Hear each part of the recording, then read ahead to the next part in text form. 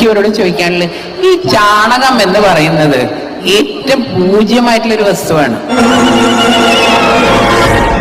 എന്തോന്നു ദൈവമേ, ഇതെവിടെ എത്തിയ എന്റെ ആറ്റുകാൽ ഭാസ്കര. ചാണകം എന്ന് പറയുന്നത് ഏറ്റവും പൂജ്യമായിട്ടുള്ളൊരു വസ്തുവാണ്. കണ്ടോ? കണ്ടില്ലെങ്കിൽ കണ്ടോ? അത് ശരിയാ, അത് ശരിയാ. നിന്നെ പോലെ ഒരാളെയാണ് എനിക്ക് ആവശ്യം. നീ വാ. കാരണം ഈ പറയുന്ന ആളുകളുടെ അച്ഛനും അപ്പൂപ്പന്മാരും ചാണകം മെഴുകിയ തറയിലല്ലേ കിടന്നിരുന്ന്. ഇപ്പോ വേണുഗോപാൽ ജിക്ക് എന്ത് തോന്നുന്നു? ഒരു ലോട്ടറി അടിച്ച സുഖം. പൂജയ്ക്ക് 5 ഗവ്യങ്ങളില് 5 എണ്ണം പശുവിന്റെ ചാണകം ഇതുമായിട്ട് ബന്ധപ്പെട്ടാണ്. ഈ അറിവ് എവിടെ നിന്ന് കിട്ടി? പത്രത്തിൽ നിന്ന് അടിച്ചു മാറ്റിയതാ.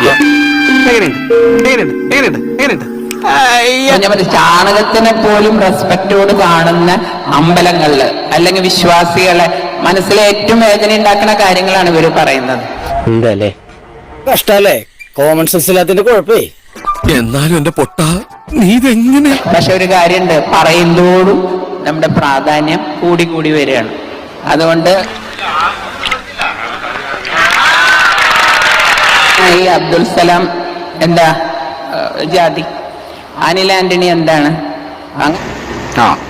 എങ്ങനെ ഇരിക്കണം? അപ്പൊ മുതലാളിക്ക് ഇത്ര നേരമായിട്ട് മനസ്സിലായില്ലേ? ഇവൻ പൊട്ടനാണ് മുതലാളി. താമര വിരിയോ വിരിയോ വിരിയോ എന്ന്. എന്തത്ര സംശയം, ആദ്യത്തെ താമര വിരിയണത് തൃശ്ശൂരായിരിക്കും.